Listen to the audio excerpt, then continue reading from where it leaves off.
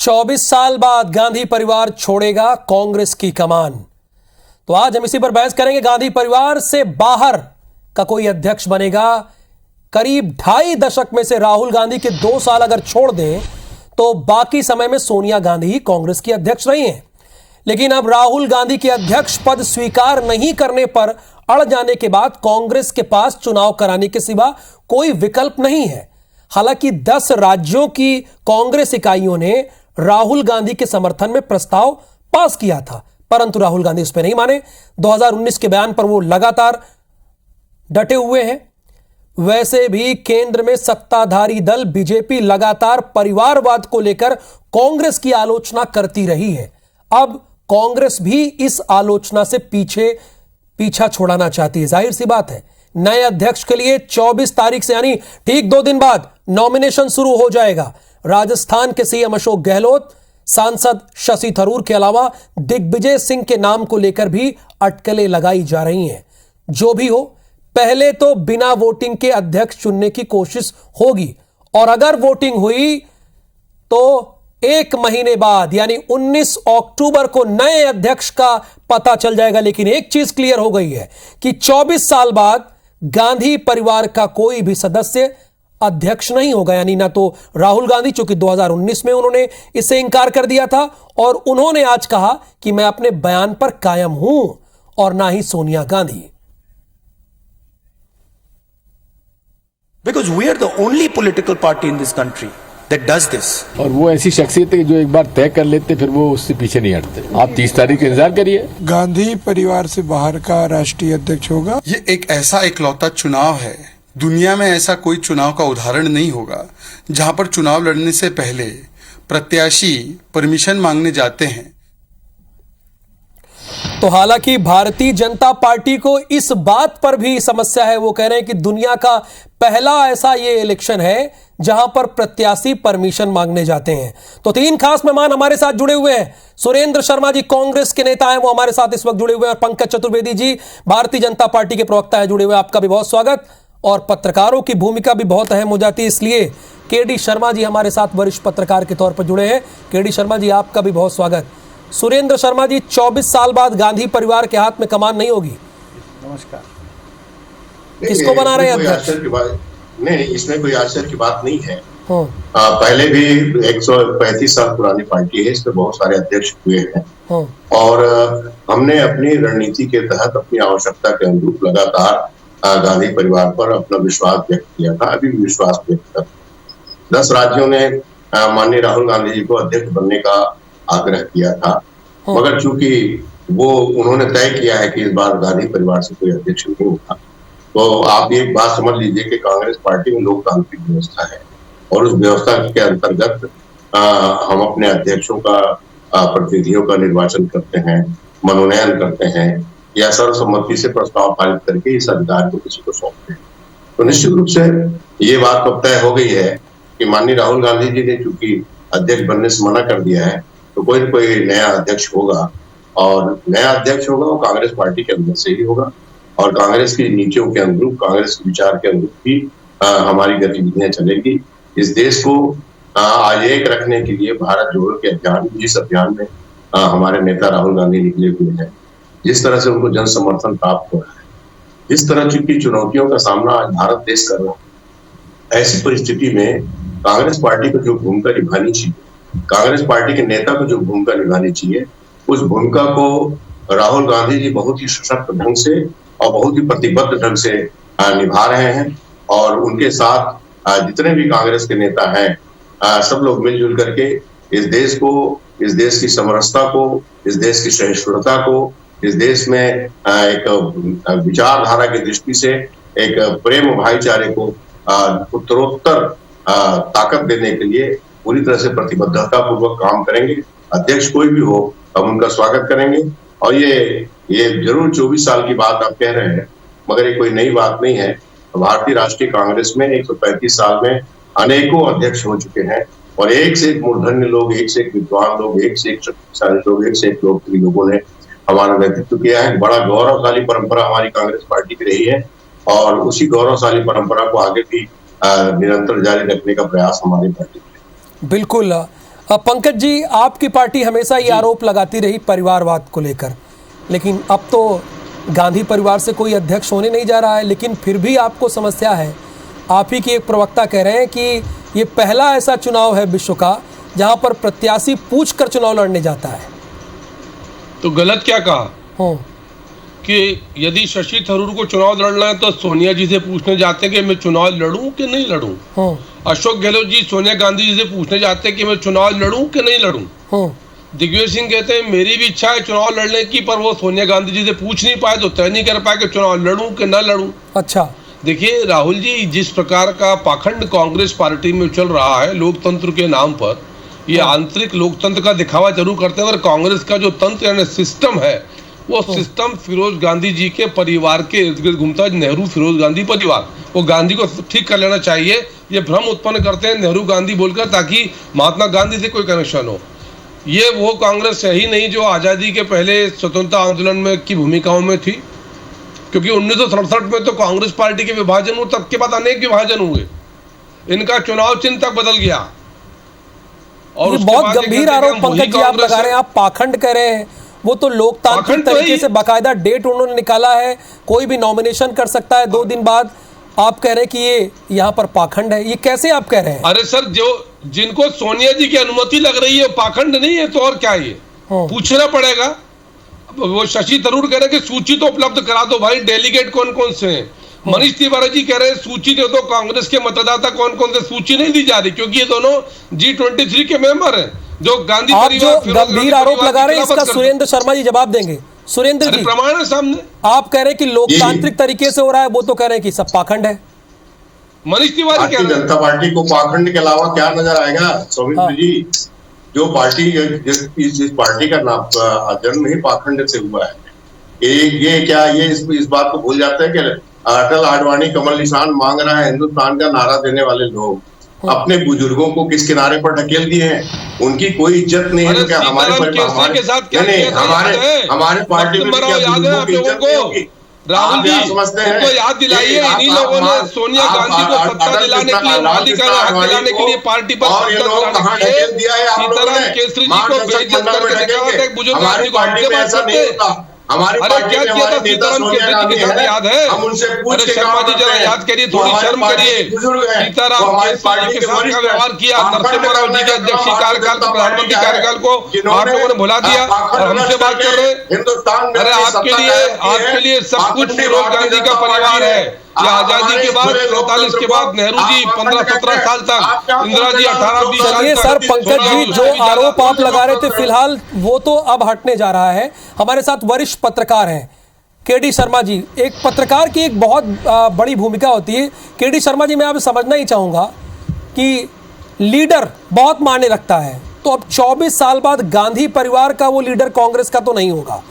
इससे आने वाले समय में क्या फर्क पड़ सकता है और किस तरह से कांग्रेस के लिए चुनौतियां होंगी, जरा वो आप हमारे दर्शकों को बताइए। देखिए, कांग्रेस तो जिन चुनौतियों का सामना कर रही है लोकतांत्रिक व्यवस्था में, कांग्रेस जिन चुनौतियों से जूझ रही है, चुनौतियां कांग्रेस के समक्ष वही रहने वाली हैं। अच्छा, मगर कांग्रेस का जो निर्वाचित नया अध्यक्ष होगा, चुनौतियां पार्टी के अंदर उसके समक्ष ज्यादा हो जाएंगी, ऐसा लगता है। वजह क्या है कि कांग्रेस का जो भी अध्यक्ष का चुनाव लड़ेगा, अगर वैसे कहा जा रहा है कि सोनिया जी ने कह दिया है कि हम इस बार किसी व्यक्ति का नाम नहीं कहेंगे कि भाई किसको सपोर्ट करना है, और खुला मैदान उन्होंने छोड़ा है, ऐसे संकेत हैं। लेकिन इसके बावजूद अगर संगठन से जो व्यक्ति आता है और अगर सोनिया जी या गांधी परिवार के समर्थन से वो अपना कार्य चलाता है, तो अपन देख चुके हैं देश में एक प्रधानमंत्री मनमोहन सिंह जी का 10 साल का कार्यकाल रहा है। प्रधानमंत्री मनमोहन सिंह जी थे, मगर सरकार कैसे कौन चला रहा था ये सबको पता है। तो संगठन भी उसी तरह से चलाया जा सकता है। मगर अगर इस तरह का प्रयोग, जिस तरह का एक बड़ा दिल रख के कांग्रेस ने ये प्रयोग किया है, एक बड़े आरोप से वो अपने ऊपर से हटाना चाहती है एक बड़े दाग को कि भाई गांधी परिवार ही अध्यक्ष होगा, तो उससे बचने के लिए जो ये पहली बार एक प्रयोग कर रही है वो कांग्रेस, ये बहुत अच्छा है। और अगर परिवार उसको अच्छा प्रयोग संगठन शर्मा जी आप कह रहे हैं, लेकिन आप ये भी बता रहे हैं कि कोई सुप्रीम प्रेसिडेंट भी रहेगा। वक्त एक ब्रेक का है, ब्रेक के बाद ये बहस लगातार जारी रहेगी। नहीं,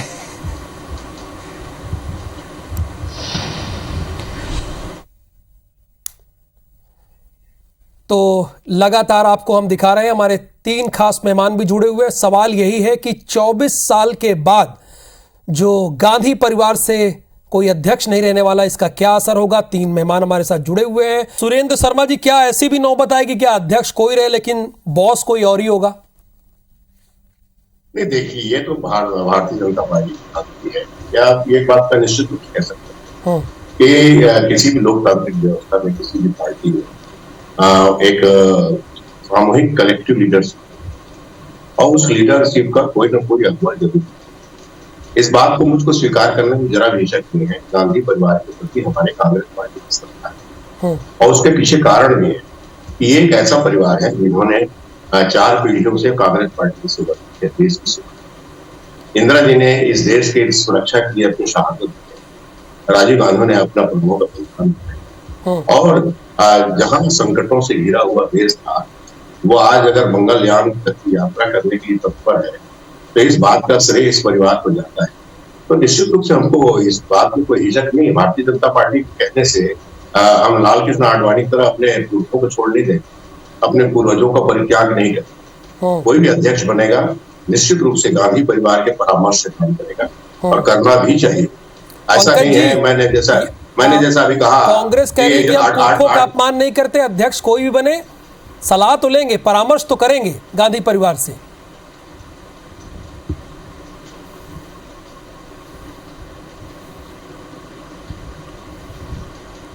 चलो ठीक है, पंकज जी के पास हम जाएंगे, लेकिन केडी शर्मा जी भी हमारे साथ हैं। केडी शर्मा जी, ठीक बात है, यहाँ पर सुरेंद्र शर्मा जी भी कह रहे हैं कि अध्यक्ष कोई भी हो, परामर्श तो होगा ना, मंत्रणा तो होगी सभी से। बिल्कुल नहीं, मंत्रणा तो होती है, लेकिन यानी अध्यक्ष एक स्वतंत्र रूप से कार्य कर रहा है, ये एक मैसेज भी पार्टी के और लोगों के बीच में जाना चाहिए, ये उसमें एक बड़ा भाव होना चाहिए। रही बात इसकी, तो देखिए, गांधी परिवार वो है कि कांग्रेस को एकजुट रखने का सबसे बड़ा मंत्र गांधी परिवार है। ये हमेशा से देखने में आया कि जैसे ही यानी सत्ता हो या संगठन, गांधी परिवार पीछे हटता है, वहां कांग्रेस में बिखराव के संकेत आने लगते हैं। इसका एक आपने कल ही देखा कि जैसे ही गहलोत जी का नाम आगे आया, दिग्विजय सिंह जी ने वहां यात्रा के दौरान ये बात कह दी कि भाई एक व्यक्ति एक पद के लिए उन्हें मुख्यमंत्री पद छोड़ना पड़ेगा। उधर गहलोत जी पहले से कह रहे हैं कि नहीं, मैं मुख्यमंत्री पद नहीं छोड़ूंगा। तो इस तरह के विवाद उठने लगते हैं। अगर कांग्रेस परिवार से अभी राहुल गांधी हाँ कह देंगे तो कोई भी सवाल खड़ा नहीं होगा। तो ये कांग्रेस की, आप उसको मजबूरी भी मान सकते हैं, विशेषता भी मान सकते हैं और कमजोरी भी मान सकते हैं। सुरेंद्र जी, कमजोरी भी है और विशेषता भी है, एक वरिष्ठ पत्रकार कह रहे हैं ये चीज। नहीं, कमजोरी इसको ऐसा नहीं कह सकते। दरअसल में ये हमारी विशेषता ही है कि गांधी परिवार के सामने हर व्यक्ति अनुशासित होता है और मैंने जैसा कि कहा कि इसके पीछे कोई बहुत बड़ा कोई स्वार्थ का कारण नहीं है। इसके पीछे जो उनका त्याग, उनका बलिदान इस परिवार का रहा है और जिस तरह की मान्यता पूरे देश में है। और आज भी मैं कह रहा हूँ ना कि आज आप देखिए सौमित्र जी कि जब देश के सामने एक संकट है, तो इस संकट का सामना करने के लिए राहुल गांधी पैदल निकले हैं कि नहीं, पद यात्रा कर रहे हैं कि नहीं कर रहे, जनता को जोड़ने की कोशिश कर रहे हैं कि नहीं कर रहे। तो ऐसे जो लोग हैं, तो आज एक प्रश्न अभी माननीय पत्रकार जी ने उठाया, उसका जवाब तो सोनिया जी ने दे दिया कि उन्होंने साफ कह दिया कि इस बार हम कोई हस्तक्षेप नहीं करेंगे। जिसको चुनाव लड़ना है लड़े, जिसको नहीं लड़ना है लड़े, और कांग्रेस के कार्यकर्ता इस बात को तय करें और अपना अध्यक्ष का निर्वाचन। इस बात का विश्वास रखना चाहिए कि आगे भी वो हस्तक्षेप नहीं करेंगे, आगे भी टोका टाकी नहीं करेंगे और एक अवसर निश्चित रूप से एक नई लीडरशिप डेवलपमेंट करने का और नई परिस्थितियों को जन्म देने का प्रयास कांग्रेस पार्टी कर रही है। और मुझको लगता है कि इसमें गांधी परिवार का परामर्श जरूर रहेगा, मगर हस्तक्षेप नहीं रहेगा। वो स्वतंत्रता पूर्वक काम करने देंगे, इस बात का यकीन पूरे देश को होना चाहिए और सभी लोगों को। बिल्कुल, चुनौती तो यही है केडी शर्मा जी कि एक अध्यक्ष जो है, जो नया राष्ट्रीय अध्यक्ष बने 24 वर्षों के बाद गांधी परिवार से हटके, उसके सामने चुनौती तो होगी पूरे देश को समेट कर लेकर चलना, कांग्रेस की परंपरा को आगे बढ़ा के चलना। और एक बड़ा जो आरोप लगता रहा सत्ता पक्ष से, उससे वो हटे भी है, यानी परिवारवाद का जो आरोप लगाती रही है।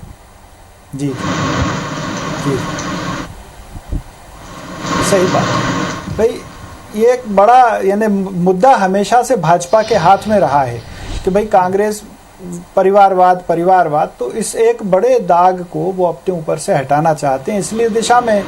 मगर आप एक आम कांग्रेसी की राय ये अगर जानना चाहेंगे तो वो कहेगा कि हमें तो गांधी परिवार ही चाहिए, वहीं से प्रधानमंत्री चाहिए, वहीं से अध्यक्ष चाहिए। अकेला गांधी परिवार वो परिवार है जब जहां प्रधानमंत्री रहते हुए भी अध्यक्ष पद संभाला गया, तो ये एक अपने आप में उनकी की है विशेषता। बाहर जाते ही उनमें विघटन और यानी फैलाव जैसी चीजें शुरू हो जाती हैं, बिखराव के चांसेस ज्यादा रहते हैं। आप करें पंकज चतुर्वेदी जी हमारे साथ जुड़े हैं, थोड़ी देर से कनेक्शन कट गया था। पंकज जी, एक बयान सुरेंद्र शर्मा जी इसी में कहा कि बिल्कुल अध्यक्ष जो भी रहेगा हम परामर्श तो लेते रहेंगे गांधी परिवार से, और ये हमारी विशेषता है, हमारी ताकत है, हम पुरखों को दरकिनार नहीं करते।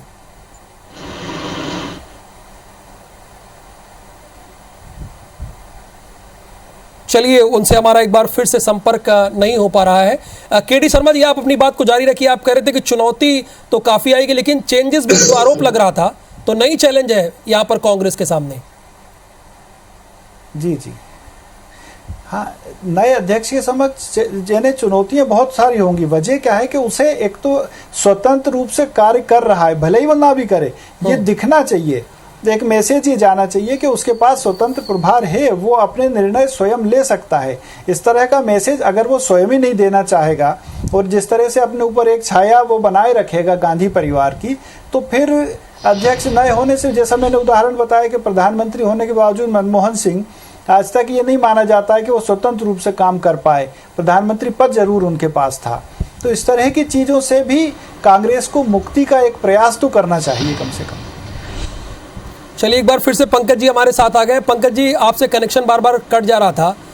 ये सवाल था, सुरेंद्र शर्मा जी भी लगातार पूछ रहे हैं कि हम गांधी परिवार को छोड़ेंगे नहीं, परामर्श लेंगे, अध्यक्ष कोई बने, सलाह तो जरूर लेंगे, मंत्रणा तो जरूर करेंगे उनसे। देखिए, ये सब कहने की बातें हैं।